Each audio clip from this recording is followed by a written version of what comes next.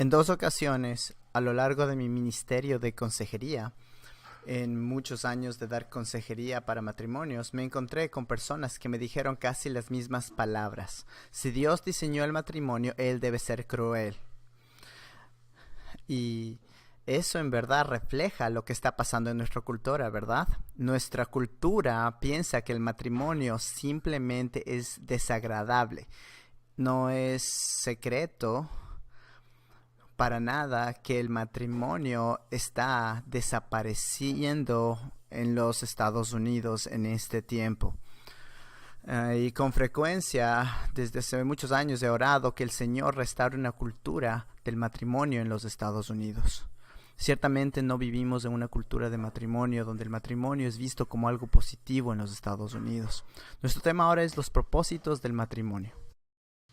Y lo que con frecuencia le digo a las personas que dicen esa línea de que si Dios diseñó el matrimonio debe ser el cruel, es que el problema no está en el diseño, sino que es la forma en que usamos esta herramienta. Permíteme darle una ilustración. No hay nada de malo con el diseño de Dios. De hecho, creo que las obras de Dios funcionan tal como el arquitecto las diseñó. Funciona de maravilla si seguimos los planos, pero estamos construyendo la cosa de forma equivocada, ignorando sus planos, y convertimos el matrimonio en una cosa que nunca fueron el propósito de Dios. Esa es la razón por la que existen abusos en el matrimonio. Aquí hay una ilustración para usted. Cuando estaba en el bachillerato tenía un excelente trabajo. Me encantaba porque podía estar fuera en el aire libre, y el dueño, que tenía el asilo de ancianos más grande de la costa este, me contrató para que fuera su jardinero privado.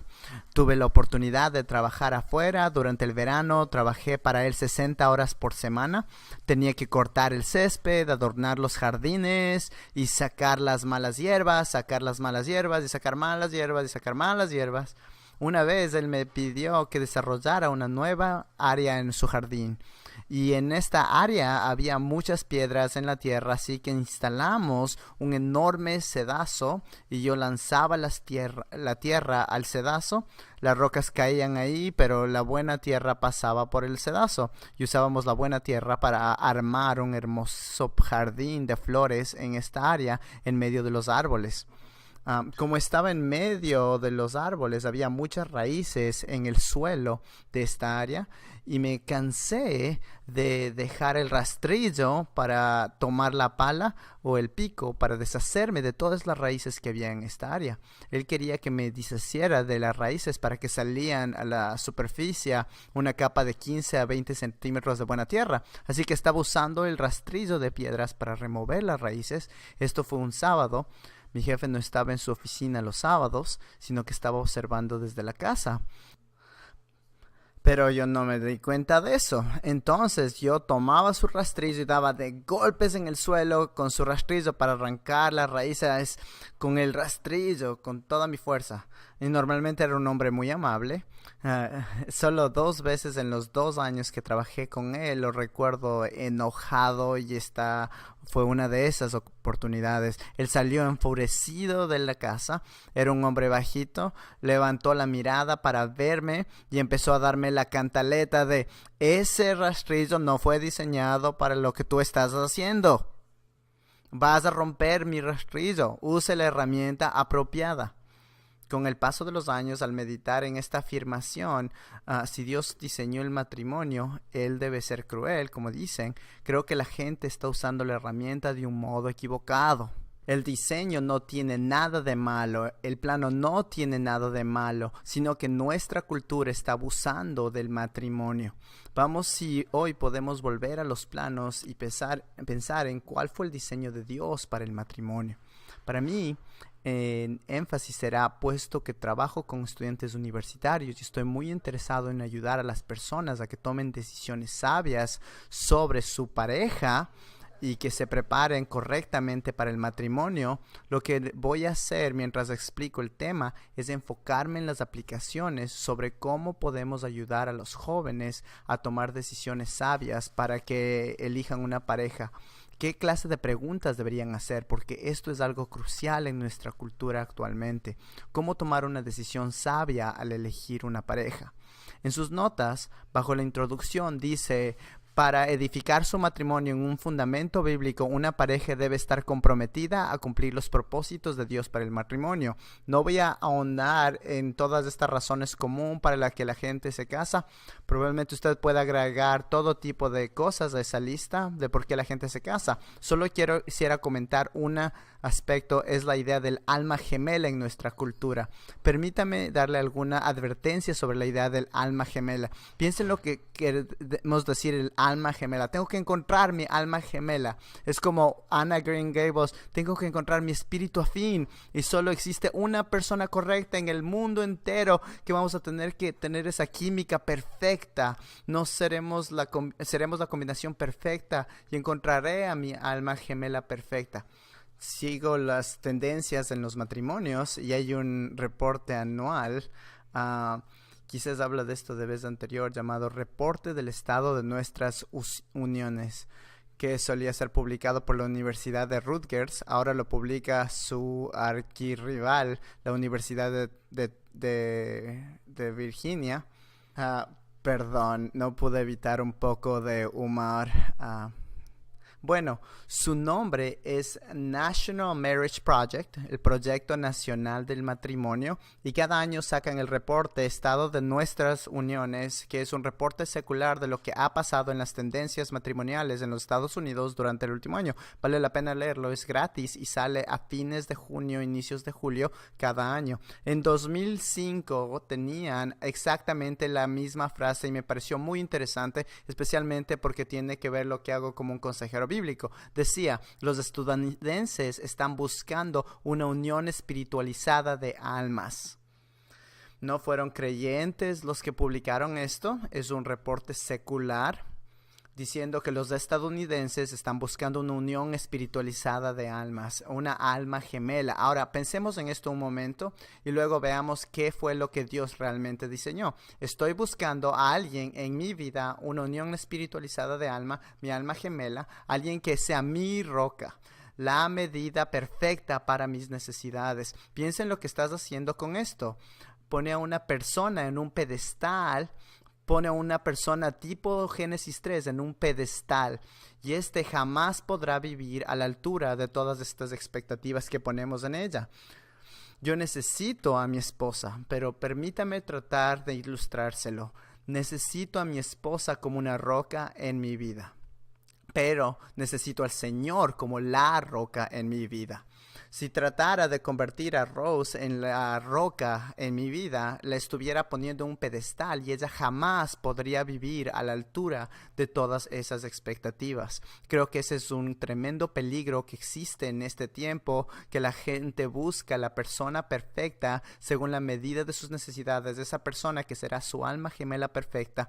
Es muy útil para un joven que está eligiendo a su cónyuge darse cuenta que todo ser humano que tiene frente, que está viendo, vive en una resaca de Génesis 3. Todo el mundo tiene una resaca de Génesis 3. Yo estoy infectado, usted está infectado. No existe tal cosa como un alma gemela perfecta. Simplemente no puede existir en el mundo en que vivimos. Ahora, analicemos los propósitos bíblicos. Y tengo aquí 6 factores diferentes y voy a tratar de darles algunas aplicaciones de estos factores como conclusión. Entonces, el propósito número 1, y básicamente veremos Génesis 1 y Génesis 2, así que pueden abrir su Biblia en Génesis 1 y Génesis 2, y lo que me gustaría hacer para comenzar es que voy a leer estos versículos tan cruciales. No voy a abordar el tema de... me refiero a que esta charla podría ir en todo tiempo de direcciones distintas. Podríamos hablar de unión libre, podríamos hablar de homosexualidad. Hay toda clase de direcciones diferentes en las que podría ir esta charla debido a lo que está ocurriendo en el matrimonio en los Estados Unidos. Pero no vamos a quedar en lo general, en los propósitos. Nos vamos a quedar en esos propósitos generales. Pero permítame hacer esta afirmación a pesar de que acerca de la homosexualidad. A pesar de que la homosexualidad no es mencionada en Génesis 1 y 2, Génesis 2 es definitivamente el pasaje más importante en la Biblia que aborda el tema de la homosexualidad. Y esta es la razón, porque Génesis 2 nos dice que los propósitos de Dios para el matrimonio, y sé que he oído esto antes, pero es Adán y Eva, y no Adán y Evaristo. Génesis 2 deja muy en claro cuáles eran las intenciones originales de Dios para el matrimonio. Entonces creo que a pesar de la homosexualidad ni siquiera se menciona en Génesis 2, está echando los cimientos en Génesis 2 para saber qué es lo que el gran diseñador, el gran ingeniero del universo diseñó para el matrimonio. Génesis 1 y 2, y lo dejan muy en claro, y esto es lo que voy a hacer. Voy a leer los versículos del 26 al 28 y luego me voy a saltar hasta el capítulo 2 para comenzar con los versículos 18 hasta el fin del camino, solo para seguir el hilo de pensamiento de cuál es el diseño de Dios para el matrimonio. Génesis 1, 26, 27 y 28. Y dijo Dios: hagamos al hombre en nuestra imagen, conforme a nuestra semejanza, y ejerza dominio sobre los peces del mar, sobre las aves del cielo, sobre los ganados de toda la tierra, y sobre todo reptil que se arrastra. Sobre la tierra creó pues Dios al hombre a imagen suya, a imagen de Dios lo creó, varón y hembra los creó. Y los bendijo Dios y les dijo: sed fecundos y multiplicaos y llenad la tierra y sojuzgadla, ejerced dominio sobre los peces del mar, sobre las aves del cielo y sobre todo ser viviente que se mueve sobre la tierra. Ahora nos vamos a saltar hasta el capítulo 2 y vamos a empezar en el versículo 18. Y el Señor dijo: no es bueno que el hombre esté solo, le haré una ayuda idónea. Y el Señor formó de la tierra todo animal del campo y toda ave del cielo, y los trajo al hombre para ver cómo los llamaría. Y como el hombre los llamó a cada ser viviente, ese fue su nombre. Y el hombre puso nombre a todo ganado y a las aves del cielo y a toda bestia del campo. Mas para Adán no se encontró una ayuda que fuera idónea para él. Entonces el Señor Dios hizo caer un sueño profundo sobre el hombre, y éste se durmió. Y Dios tomó una de sus costillas y cerró la carne en ese lugar. Y de la costilla que el Señor Dios había tomado, él formó la mujer y la trajo al hombre. Y el hombre dijo: wow. No, eso no fue lo que dijo. Pero eso es lo que el hebreo enfatiza. Dice: esta es ahora hueso de mis huesos y carne de mi carne. Ella será llamada mujer, porque del hombre fue tomada. Por tanto, el hombre dejará a su padre y a su madre y se unirá a su mujer, y será una sola carne. Estaban ambos desnudos, el hombre y su mujer, y no se avergonzaban. ¿Está de acuerdo conmigo que estos versículos son cruciales para nuestra cultura actual? Nos dan el plano de Dios para el matrimonio. Propósito número 1, compañerismo. Mire el capítulo 2, versículo 18. Esto es alentador, y luego tengo una advertencia para usted mientras vemos cada uno de estos factores. Y el Señor dijo, no es bueno que el hombre esté solo. Hablemos sobre esa frase, no es bueno, por un momento. Regresemos al capítulo 1 y mire el versículo 10. Esta es la primera vez en la creación que Dios dice que algo no es bueno. Damas, lo que estoy a punto de decir realmente les va a animar en este día. Dios dice: es bueno, capítulo 1, versículo 10 dice: y llamó Dios a lo seco tierra, y al conjunto de las aguas llamas mares, y vio Dios que era bueno. A lo largo de la creación dice que era bueno, y no piensa en Génesis 1 y 2 como una cronología, capítulo 1 y luego el capítulo 2. El capítulo 2 es una expansión del sexto día de la creación. Aquí tenemos en el sexto día de la creación, Dios ha creado al hombre. Cada día dijo: era bueno.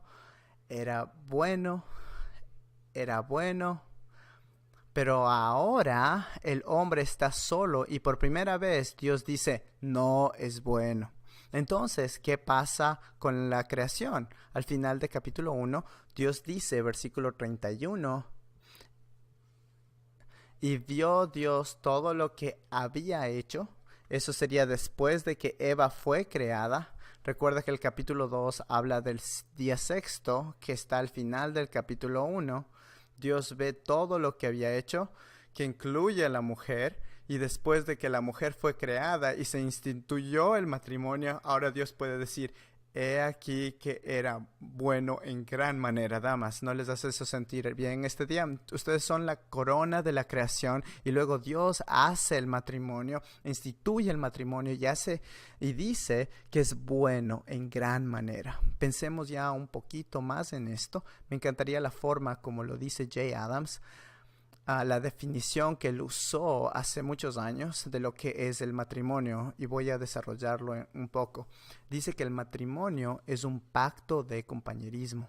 Es un pacto de compañerismo. Dios dice así: no es bueno que el hombre esté solo, le haré una ayuda idónea. Le haré una ayuda idónea. Permítame hacerle una advertencia. Quiero advertirle que no lea soledad en este pasaje. Eso no es lo que dice el texto hebreo. El texto hebreo no dice soledad. El texto hebreo dice literalmente: no es bueno que el hombre esté sin compañía. Puede pensar en las implicaciones de esto. Me cuesta mucho creer que haya habido soledad antes de la caída. La soledad suena como algo que surgió después de Génesis 3 y del pecado. Y me cuesta mucho leer vacío, necesidad en el capítulo 2, cuando la caída ni siquiera ha ocurrido. Entonces, fuimos creados para estar en relación. Escuche cuidadosamente lo que voy a decir. Fuimos creados para estar en relación, pero el pecado lo ha distorsionado y lo ha convertido en necesidad. Adán fue creado como un regalo para Eva. Eva fue creado como un regalo para Adán. Ambos fueron creados para tener una relación perfecta con Dios, pero esta carecía de necesidad. En el capítulo 2 no existía la necesidad antes de la caída. Ese es el resultado del pecado y de la maldición del pecado. En el menudo que yo le quiero decir: necesito que seas esto para mí, y puede pensar en algunas implicaciones de ello. Ahora desarrollemos la idea del compañerismo.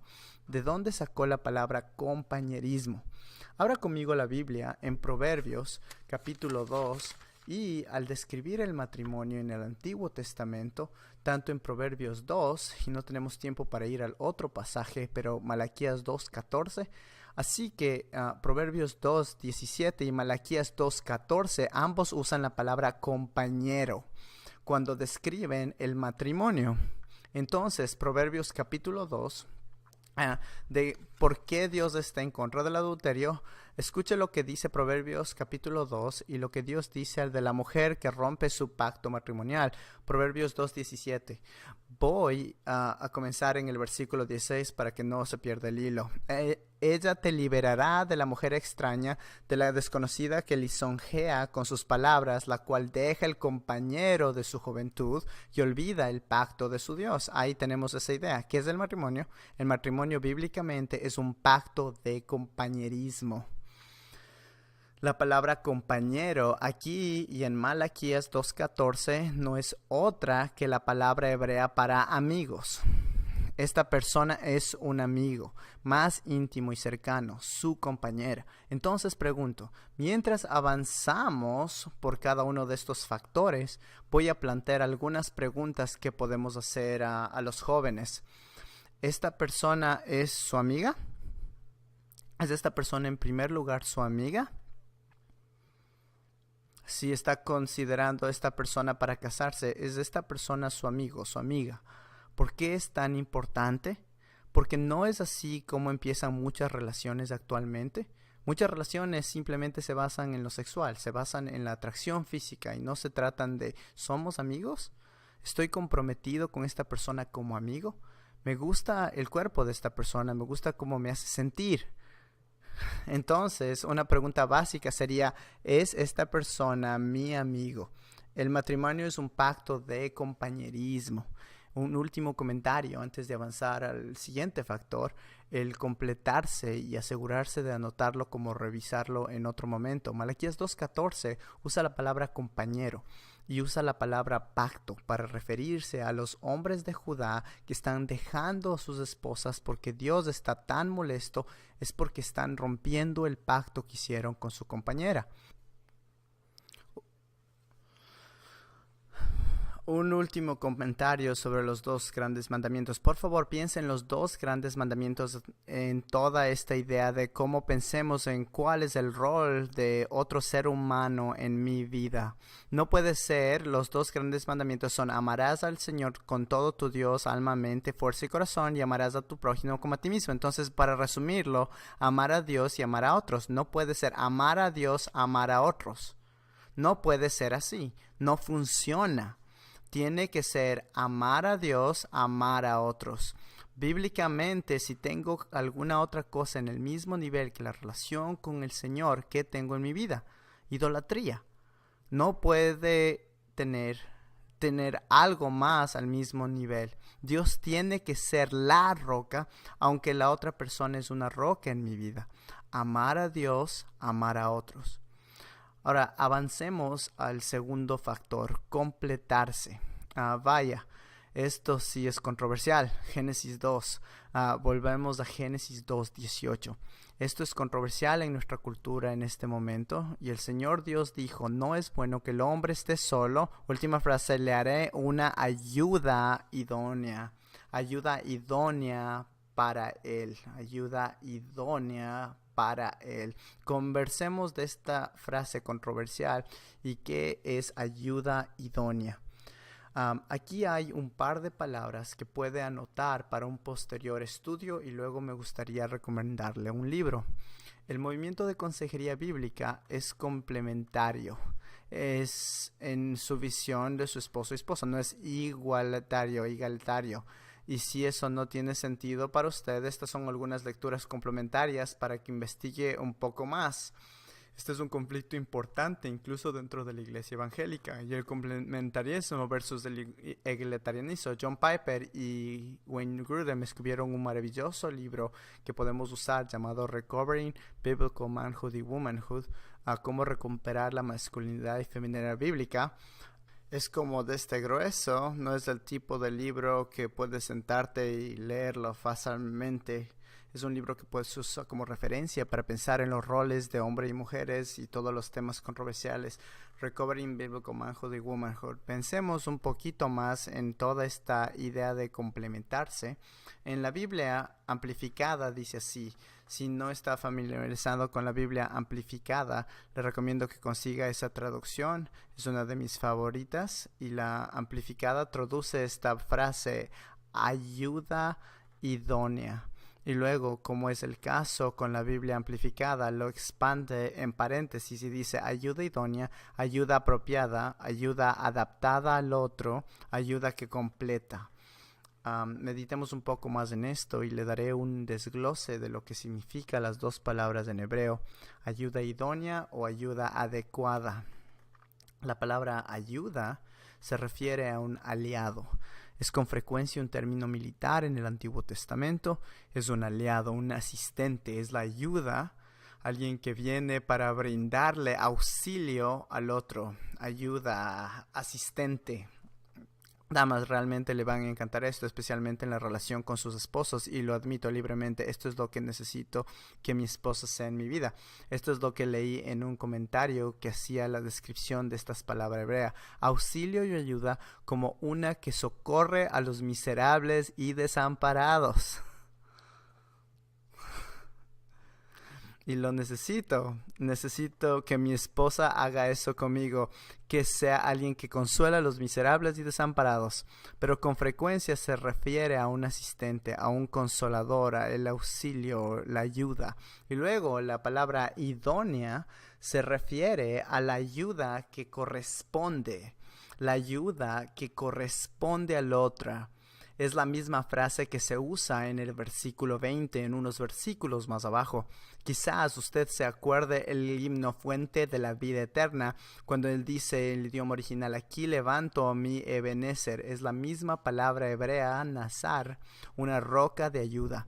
Levanto un monumento en memoria para recordar esos momentos de mi vida. Aquí levanto mi amanecer, levanto un monumento a la memoria de todas las veces que Dios me ha ayudado en mi vida. Voy a construir un monumento, un Ebenezer, una roca de ayuda.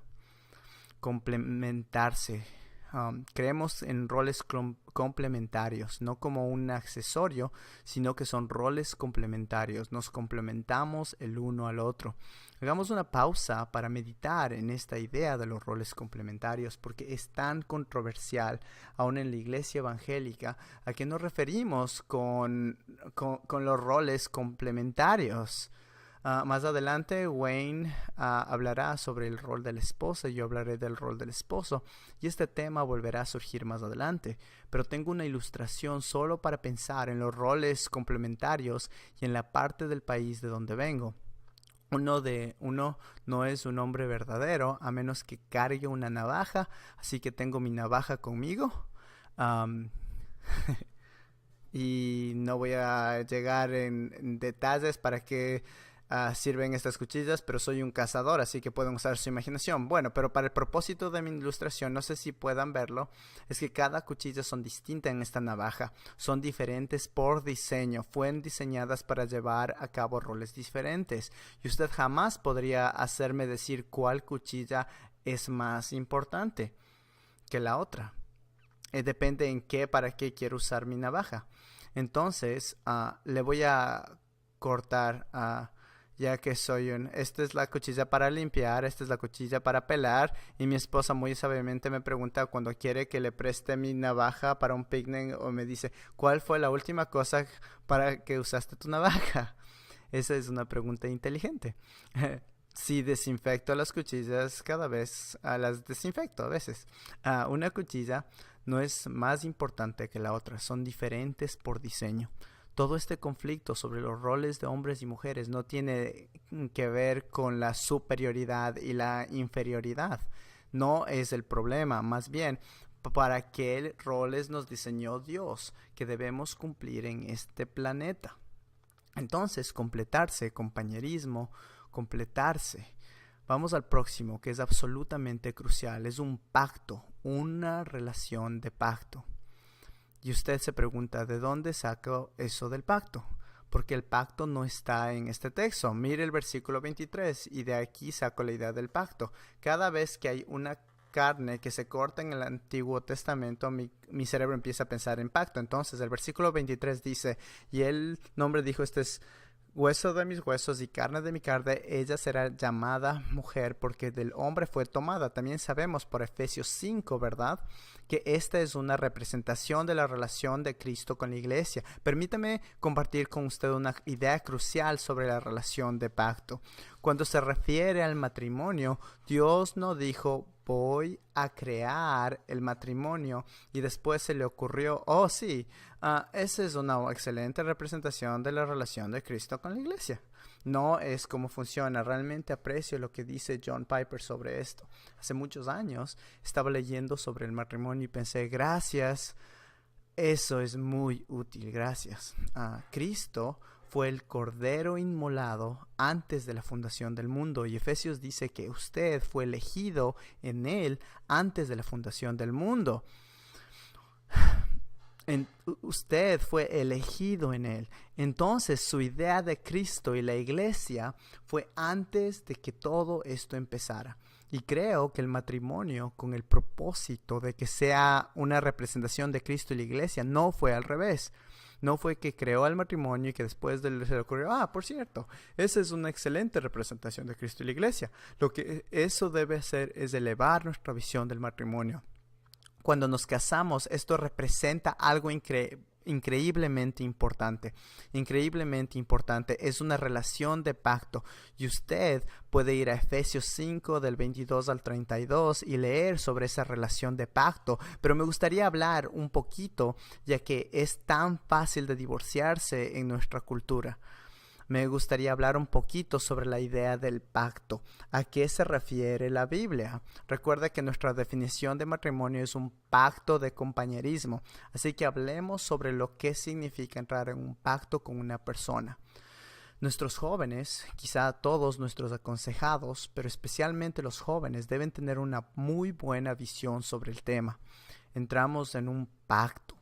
No es una relación de contrato que se puede quebrar fácilmente, que es lo que en nuestra cultura lo hace tan fácil de romper. La Escritura lo llama un pacto.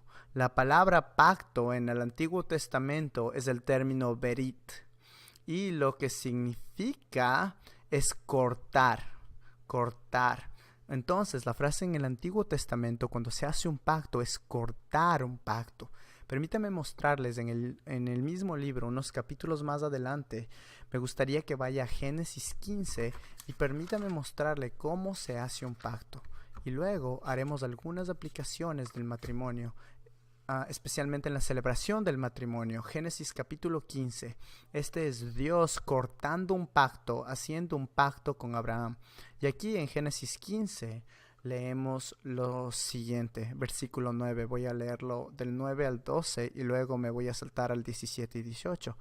Él le respondió, este es Dios a Abraham: tráeme una novilla de 3 años, una cabra de 3 años, un carnero de 3 años, una tórtola y un pichón.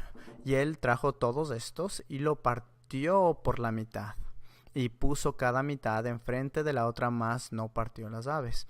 Y las aves de rapiña descendían sobre los animales a sacrificarlos, pero Abraham las ahuyentó. Y sucedió que a la puerta del sol un profundo sueño cayó sobre Abraham, y aquí el terror de una gran oscuridad. Y vamos a saltarnos unos versículos, y voy a leer el 17 y 18. Y aconteció que cuando el sol ya se había puesto, hubo densas tinieblas, y aquí apareció un horno humeante y una antorcha de fuego que pasó por entre la mitad de los animales. En aquel día el Señor hizo un pacto con Abraham, diciendo: a tu descendencia he dado esta tierra, y desde el río de Egipto hasta el río grande, el río Eufrates. Esto es un pacto, y usted es una persona de escena gloriosa. Se puede imaginar un animal cortado en pedazos y luego Dios pasa en medio de las mitades. Esto es lo que Dios está diciendo, que cada vez que uno entra en un pacto con una persona y pasa entre las dos mitades, que esto es pase a mí.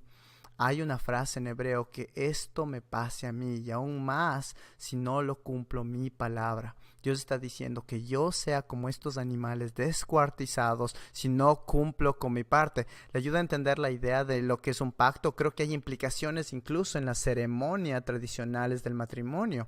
Piensa en una ceremonia tradicional de matrimonio. Usted entra en el templo de la iglesia y alguien tradicionalmente dice: mitades, ambos lados, ustedes son amigos de la novia o amigos del novio. ¿Y qué pasa? La novia y su padre caminan entre las personas que están siendo testigos de esta ceremonia, que es una ceremonia sagrada delante de Dios, y están cada uno en un lado y al otro. Y es un tiempo muy importante. Y una ceremonia sagrada delante de Dios. Se hace un pacto. En el Antiguo Testamento o en toda cultura ancestral del Medio Oriente, cuando se hacía un pacto, después había un festín. Y ahora tenemos una recepción después de la boda. Incluso tenemos remanentes del pacto. Incluso en nuestra celebración tradicional de matrimonio es interesante investigar de dónde salen todas las tradiciones en la ceremonia. Y creo que hay una implicación del pacto. Entonces, ¿cuáles son algunas preguntas? Y me voy a saltar al propósito 2 de completarse, y voy a juntar los propósitos 1 y 3. ¿Cuáles son algunas preguntas que podemos darles a los jóvenes para que elijan a su compañero para el matrimonio? Entonces, propósito 2, completarse. Para el hombre, ¿esta mujer me complementa? Ahora no de que me da cumplidos, sino complementar, me completa. O a la mujer, pregúntele, ¿puede completar a este hombre? Otra pregunta importante que debe hacerse es: ¿puedo seguir su liderazgo? Propósito 3 del pacto: ¿estoy dispuesto a entrar en un pacto con esta persona? Esa es una pregunta básica, pero muchos jóvenes necesitan hacerse esa pregunta. ¿Estoy dispuesto? Y voy a darle una definición de pacto en un momento, pero ¿estoy dispuesto a entrar en un compromiso de por vida con esta persona? ¿Estoy dispuesto a cortar un pacto con esta persona? ¿Estoy dispuesto a entrar en una relación de por vida? O el hombre, ¿estoy dispuesto a amar a esta mujer como Cristo amó a la iglesia? O Efesios 5 5 o para la mujer, estoy dispuesto a amar a este hombre como la iglesia ama a Cristo. Debemos ayudar a las personas a elevar su visión del matrimonio, una relación de pacto. Una definición de pacto podría ser un serio compromiso de por vida hecho delante de Dios y de otros para cumplir votos. ¿Se acuerda? El animal es cortado en dos. Que esto y más me pase a mí si no cumplo mi parte del trato. Un serio compromiso de por vida hecho delante de Dios y de otros para cumplir votos. Una relación de pacto. ¿Qué es el matrimonio? Un pacto de compañerismo. Usted tiene una hoja extra al final de sus notas, el pacto del matrimonio cristiano. Me gustaría compartirle un poco sobre la historia de esta hoja. Esta proviene de un ministerio con el que estoy involucrado, Peacemaker Ministries, Ministerio del Pacificador. Y este ministerio está tan preocupado de que la gente entienda bien el compromiso matrimonial que crearon este documento para que los jóvenes lo firmen con anticipación, en el que dicen: antes de casarnos reconocemos que estamos entrando en el pacto y que si llegamos al lugar en que no nos llevamos bien, iremos a consejería, a que nos ayuden.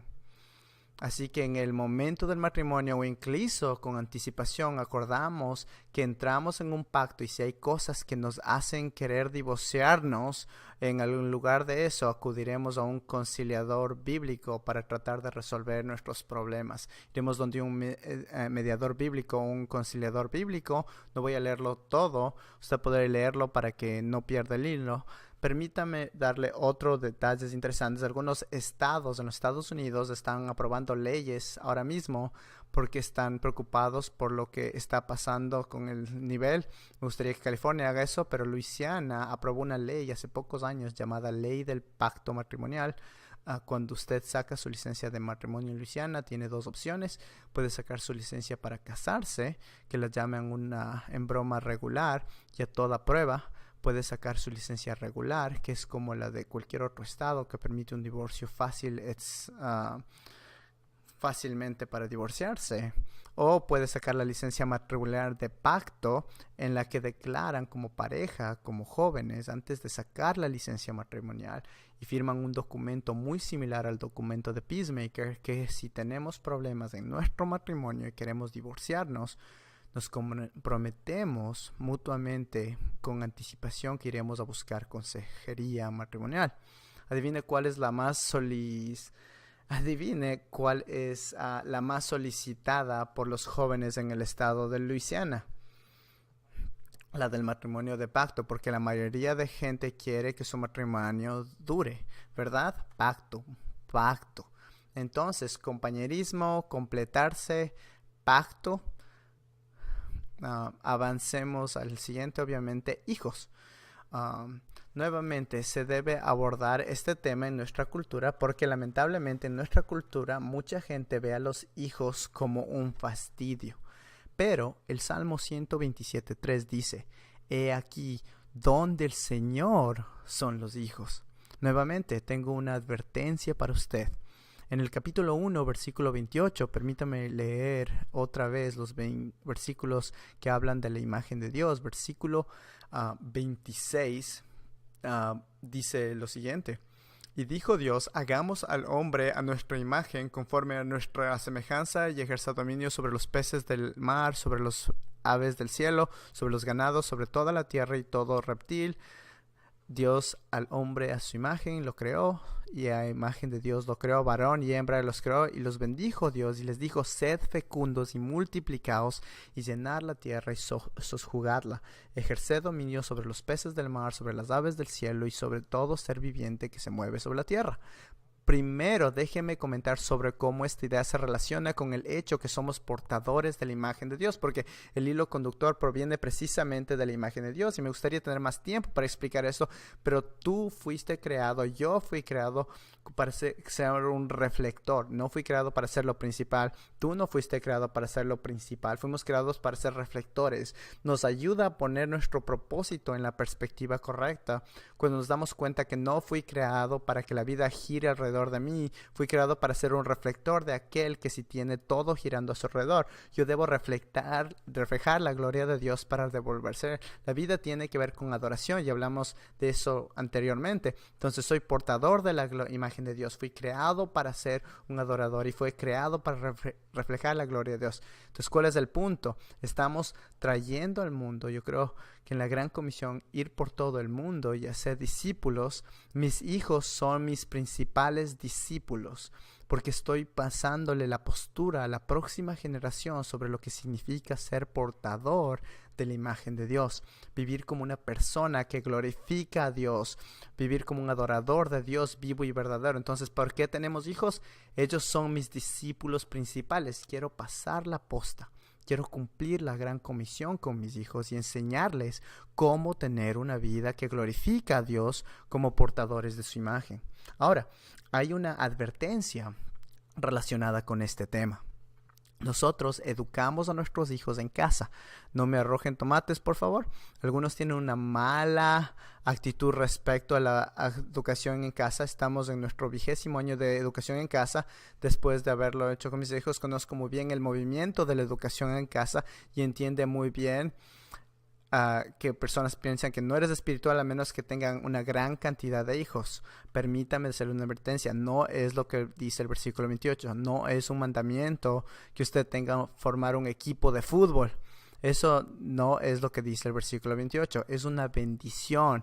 Y los bendijo Dios y les dijo, sed fecundos y multiplicaos. No dice, si realmente sos espirituales, tienes que tener 8 niños, tienes que tener 10 hijos.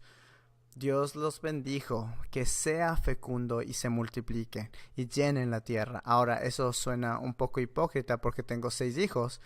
Dios realmente nos ha bendecido. Salmo 127:3. Los hijos son una herencia del Señor. Vamos al siguiente. Colaboración para la gloria de Dios. Colaboración para la gloria de Dios. Hay una forma más fácil de decirlo. Colaboradores de Dios o del Señor. Eso no es un trabalenguas. Colaboración para la gloria de Dios nuevamente desarrollaría la idea de la imagen de Dios en nosotros, que un hombre y una mujer se unen y su forma de pensar es cómo podemos servir mejor al Señor juntos de lo que los servíamos separados. Y esa es la pregunta que les planteo a los jóvenes para que se hagan. ¿Me veo a mí mismo sirviendo mejor al Señor con esta persona que lo servía sin ella? U otra subpregunta que podríamos plantar a los jóvenes sería, ¿esta persona me hace caer espiritualmente o esta persona me levanta espiritualmente? Colaboración para la gloria de Dios. Estamos formando un nuevo equipo. ¿Somos mejores juntos que separados? ¿Nos complementamos mutuamente en nuestros dones? Colaboración para la gloria de Dios. Recuerda 1 Corintios 10:31, ya sea que comamos o bebamos o cualquier cosa que hagamos, y eso incluye el matrimonio, lo hacemos todo para la gloria de Dios. Y luego el último propósito, una relación cercana e íntima. Mire los versículos 24 y 25 del capítulo 2. Luego haré un par de comentarios para luego concluir volando por las páginas de cómo esto se junta en la relación del matrimonio. Por tanto, el hombre dejará a su padre y a su madre y se reunirá a su mujer y serán una sola carne. Estaban ambos desnudos, el hombre y su mujer no se avergonzaban.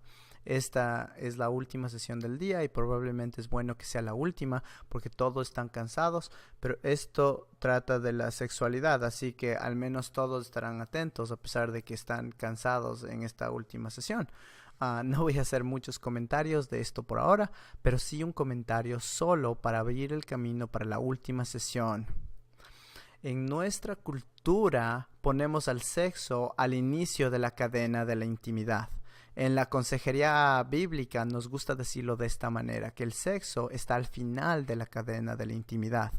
Dios no creó el matrimonio para que su propósito primordial sea el sexo. Eso es lo que dice la cultura. El sexo es el fruto. La relación sexual es el fruto de una relación íntima. Hablaremos más de eso en la última sesión. Pero quisiera comentar acerca del dejar y unirse. Y el resto tiene que ver con entretejerse. Nos gusta pensar en esto como dejar, unirse y entretejerse. Dejar aquí es una palabra muy fuerte y hay tantos problemas relacionados con esto en nuestra cultura. Hay padres a los que les cuesta dejar que sus hijos maduren, son controladores, no les dejan convertirse en adultos, o hijos que son demasiado dependientes. Actualmente hay tremendos problemas en el área de dejar y unirse. Hay que aprender a dejar y unirse. La palabra dejar en realidad significa abandonar o desamparar. Es una palabra muy fuerte.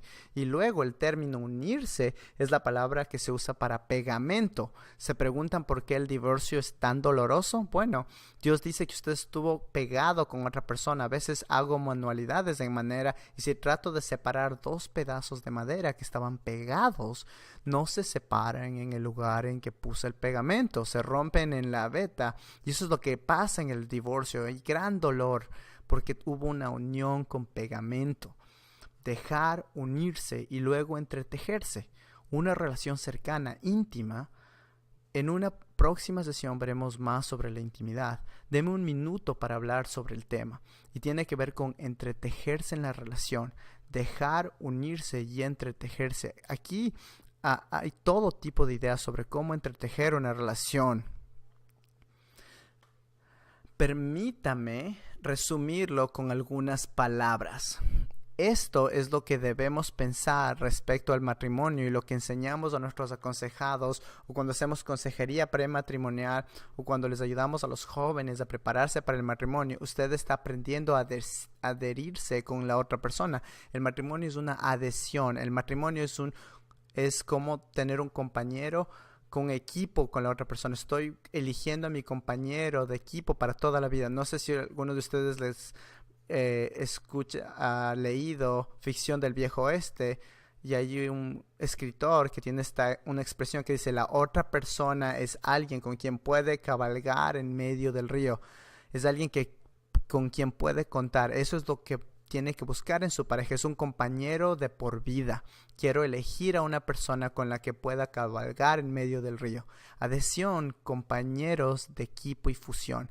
Dejar, unirse y luego entretejerse. Dios me ha bendecido ya con más de 20 años de matrimonio y 6 hijos. Amo profundamente a mi esposa, en verdad es mi mejor amigo. No comenzamos así.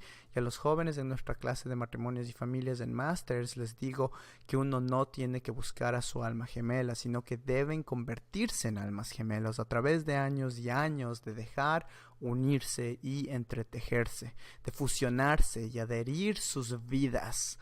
Cuando resuelven juntos los conflictos se dan cuenta de que cada vez con más y más cercanos y eso lleva a la verdadera intimidad y el fruto de eso es una buena relación sexual. Y de eso hablaremos en una próxima sesión.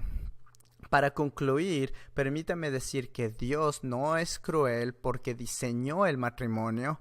Creo que su plan es absolutamente maravilloso. Y si usted sigue los planes de Dios, las estrategias de Dios funcionan.